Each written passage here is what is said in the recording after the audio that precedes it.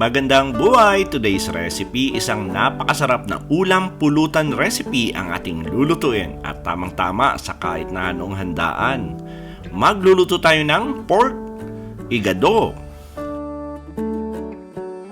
Umpisan muna natin sa pagmarinate ng ating mga karne at gumamit ako rito ng baboy at hiniwa lang natin yan ng strips. Yung katamtamang laki, siguro mga half inch yung kapal. Lagyan natin to ng black pepper powder at soy sauce at ng suka. And by the way, para sa kumpleto at tamang timbang ng ating recipe, sinulat ko po sa description box. Haluin lang natin ng maigi, tapos balik natin sa ating ref for about 30 minutes.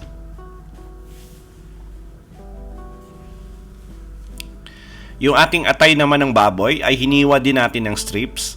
Halos kapareho lang ng ating karne. Lagyan din natin to ng black pepper powder, soy sauce, at ng suka. Tapos gagawin natin dito, haluin natin ng maigi. At tulad ng ating pork strips, matapos natin i-marinate, balik muna natin sa ating ref for about 30 minutes para mag-penetrate yung lasa ng ating marination sa ating karne. Tapos magpainit lang tayo ng mantika sa ating kawali at igigisa na natin yung ating bawang. Sangkutsa lang natin to ng mga 15 to 20 seconds. Tapos pwede na natin isunod yung ating sibuyas. At yung sibuyas natin na hiniwa lang natin yan ng maninipis. Sangkutsa lang natin hanggang magbago yung appearance ng ating sibuyas. At the same time, yung ating bawang ay magiging light brown na. At yung naaamoy nyo na yung bango. Tapos pag okay na, lagay natin yung ating dahon ng laurel. Siguro sangkutsa natin ng mga 5 to 10 seconds para maghalo yung aroma ng ating laurel doon sa ating sibuyas at saka bawang. Nilagay na natin yung minarinate nating pork strips, and by the way, dinrain natin yan at yung marination natin, itinabi natin at nilagyan natin ng konting tubig at yun yung pangsabaw natin mamaya. Sangkutsa lang natin yung ating pork strips, siguro mga 10 to 12 minutes hanggang maging brown yung appearance. At maganda yan pag time to time yung haluin para pantay yung pagkakaluto natin.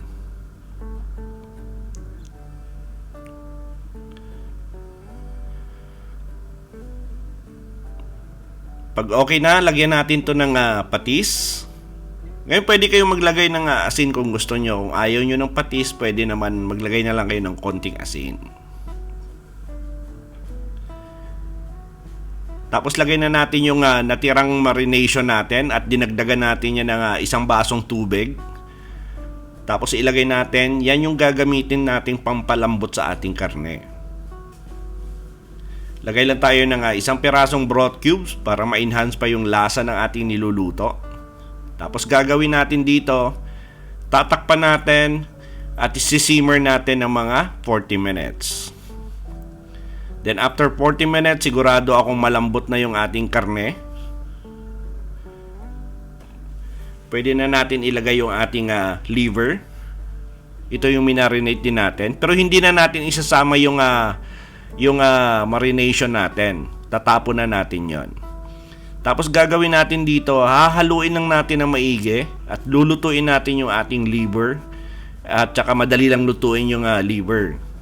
At saka hindi nga dapat to pwede in-overcook kasi kukunat. Takpan lang natin ng mga 5 minutes. After 5 minutes, maganda na yung pagkakaluto natin sa ating pork liver. Konti na lang din yung ating sarsa. At maganda yan pag sinangkutsa talaga natin ng maigi. Lagay na natin yung ating carrot strips. Ngayon depende po sa hiwa na gusto nyo. Tapos lagay din tayo ng red at saka green bell peppers. Haluin natin ng maigi. At gagawin natin dito, lulutuin lang natin yung ating gulay ng mga 3 minuto. Ngayon depende po yan sa inyo kasi ako gusto ko yung gulay medyo half cook lang. So tuloy-tuloy lang natin yung paghalo. Hindi na natin kailangan takpan para lalong mag-evaporate yung sarsa na natira dyan sa ating niluluto. Lagay na natin yung ating gisantes or tawag dyan ay green peas. Haluin lang natin to hanggang magmantika yung ating sarsa. Nako, na-imagine nyo na ba yung sarap ng ating ulam pulutan recipe? Nako, try nyo sa bahay at napakadali lang lutuin. At tamang-tama to sa kahit na anong handaan. Sa lahat po na nagkagusto ng ating recipe for today, please like and share this video. At kung bago kayo sa ating kusina, please don't forget to subscribe at pindutin yung notification bell para updated kayo sa mga susunod pa nating masasarap na recipe. Salamat sa panonood at ito ang kusina ni Dan Levy.